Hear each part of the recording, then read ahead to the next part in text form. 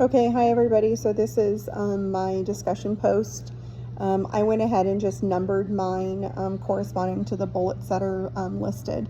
So number one, in crucial conversations, Granny highlights how judgmental statements such as "you are lazy and untitled" can escalate conflict by triggering defensiveness and eroding high stakes trust in interpersonal interactions.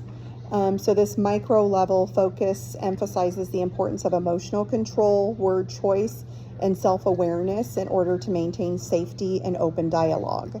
However, in contrast, Fit Stuffed approaches conflict from a macro perspective, so outlining conditions for effective group dialogue, including fostering trust, ensuring equal status, promoting sustained cooperation, and involving leadership to influence broader social and political contexts. So while Grenny illustrated the personal consequences of harmful communication, Fitstuff emphasized the systemic and relational strategies that enable productive engagement between groups. So together, the perspective suggests that effective conflict management requires both careful attention to interpersonal communication and deliberate structural planning in order to build trust, collaboration, and shared goals in complex conflict environments. Number two, in the video, Bo explains that the human brain is hardwired to avoid uncertainty and to stick with what we already believe. And because assumptions helped our ancestors survive. But that also leads to confirmation bias. So where we interpret information in ways that confirm our existing beliefs rather than challenging them.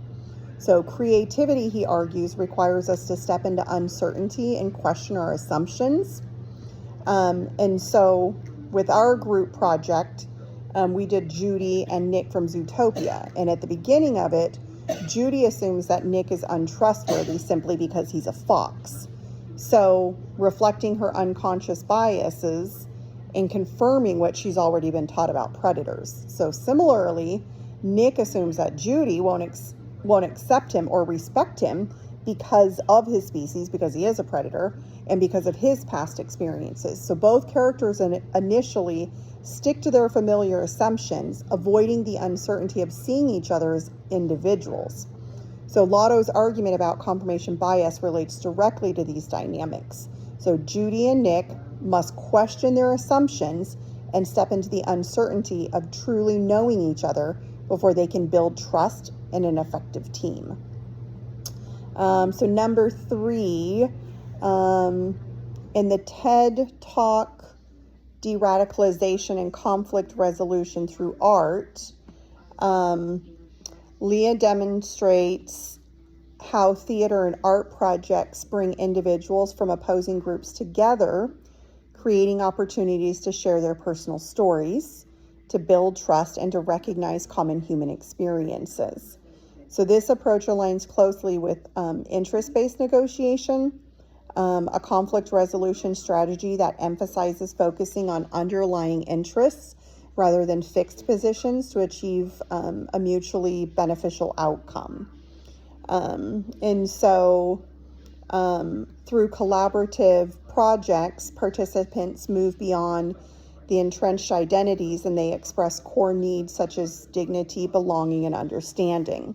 So by fostering dialogue in a neutral creative space, the initiatives allow the parties to uncover their shared interests, promote empathy, and develop cooperation.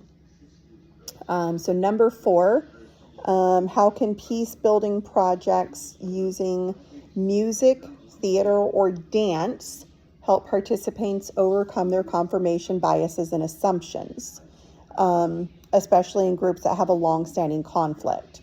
So I'm curious how the neuroscience of perception and the dialogue principles from Fitstuff and Grenny, how they can guide these creative interventions.